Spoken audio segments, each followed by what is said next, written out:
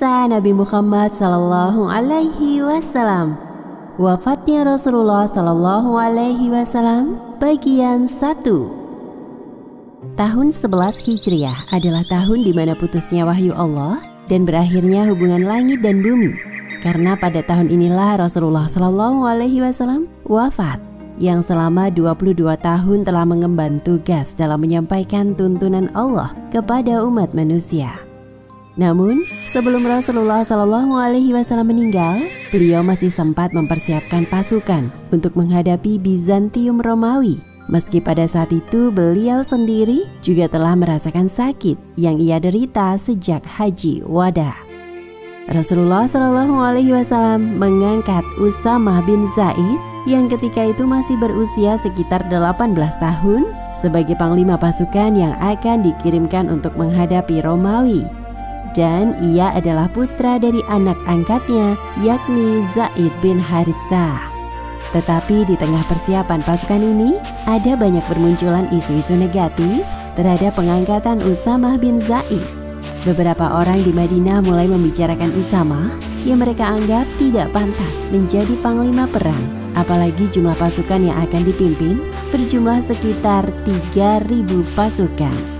Mengapa ya Rasulullah memilih Usamah sebagai panglima pasukan untuk menghadapi Romawi?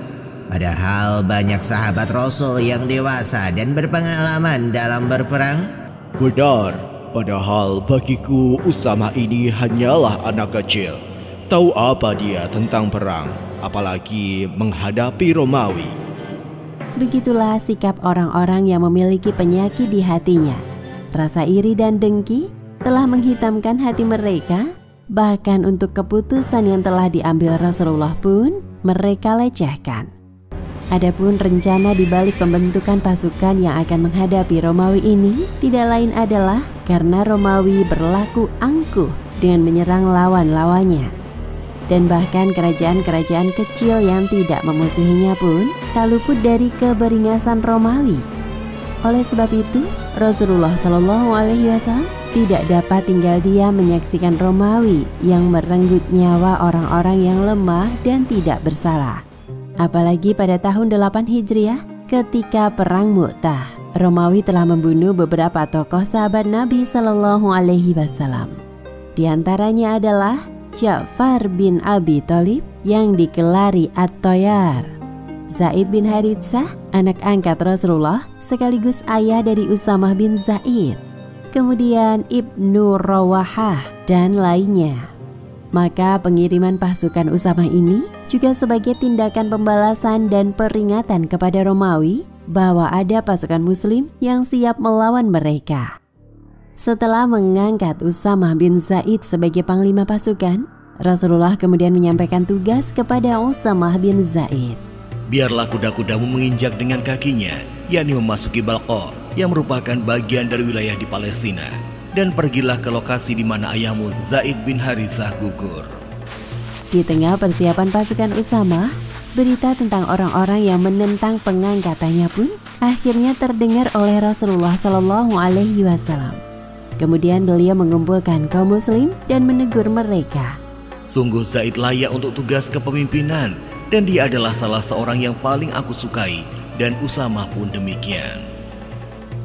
Kebijakan Rasulullah dalam pengangkatan Usamah adalah cara beliau mempersiapkan generasi muda memikul tanggung jawab menegakkan agama, sehingga kemudian hari akan terhindar dari pandangan bahwa Islam hanya ditegakkan oleh orang-orang tua, apalagi dipengaruhi oleh suku besar seperti Quraisy. Usamah sendiri bukanlah dari suku Quraisy, melainkan dari suku Khuza'ah, yang melalui anak cucunya nanti kelak lahir tokoh-tokoh Islam kenamaan pada masa dinasti Abbasiyah.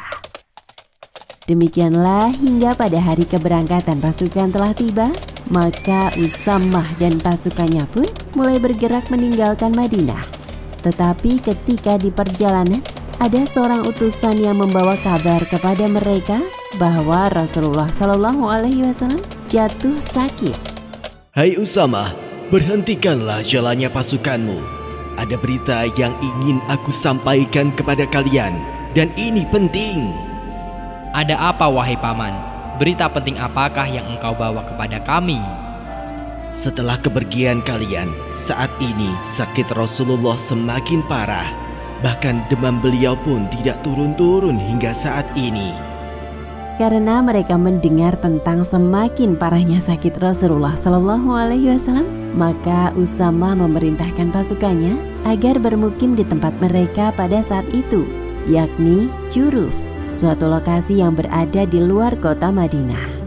Untuk sementara kita menginap di sini dulu sambil menunggu kabar terbaru tentang keadaan kondisi kesehatan Rasulullah. Di kalangan para sahabat itu, banyak yang tidak menyangka jika Rasulullah Shallallahu Alaihi Wasallam bisa jatuh sakit, karena selama menemani perjuangan Rasulullah, beliau tidak pernah tampak ada keluhan akan penyakit apapun. Bahkan sekian banyak perjuangan beliau berdakwah dan dalam pertempuran hebat pun, beliau tetap bersikap tenang dan bugar, meski ada beberapa saat Rasul pernah terluka. Namun hal itu tidak membuat Rasul sakit. Namun demikian, Al-Quran sering mengingatkan bahwa Nabi Muhammad SAW adalah manusia juga. Sebagaimana manusia lainnya, beliau makan dan minum, masuk ke pasar dan bekerja, senang dan gembira, dan tentu saja sehat dan sakit. Rasulullah diketahui mulai dalam keadaan tidak sehat adalah ketika beliau melaksanakan haji wada. Karena ketika itu Rasulullah bertawaf dengan untainya dan tidak berjalan kaki. Sementara ketika khutbah wada pun tampak tanda-tanda jika Rasulullah sendiri telah menyadari bahwa kondisi tubuhnya sedang tidak prima. Wahai seluruh manusia, dengarkanlah. Aku akan menjelaskan kepada kalian, karena aku tidak tahu, boleh jadi aku tidak bertemu lagi dengan kalian sesudah tahun yang kualami ini. Dalam perjalanan pulang dari Mekah ke Madinah pun, berita tentang menurunnya kesehatan Rasulullah juga telah menyebar dan didengar banyak orang. Tampaknya karena inilah yang kemudian membuat beberapa orang berpikiran untuk mengisi kekosongan kepemimpinan yang akan ditinggalkan Rasulullah setelah beliau wafat. Maka dari sini mulai bermunculan sekian banyak orang yang mengaku sebagai nabi, seperti misalnya Musailamah Al-Kadzab di Yamamah dan Al-Aswad Al-Ansi di San'a, Yaman. Ada juga Tulaikah bin Khuwailid Al-Asadi yang berlokasi di Najd bagian barat. Berita tentang mereka itu sangat mengganggu pikiran Rasulullah, bahkan bisa jadi menambah parah penyakit beliau. Demikian kisah wafatnya Rasulullah bagian pertama. Kita dapat mengambil hikmah bahwa Rasulullah merupakan sosok pemimpin yang visioner. Beliau sangat peka dan begitu memperhatikan dengan kondisi sepeninggalan beliau di masa yang akan datang. Maka penunjukan Usamah bin Zaid sebagai panglima perang merupakan contoh bahwa perlunya ada pembaharuan generasi di setiap masa. Wallahu a'lam bishawab.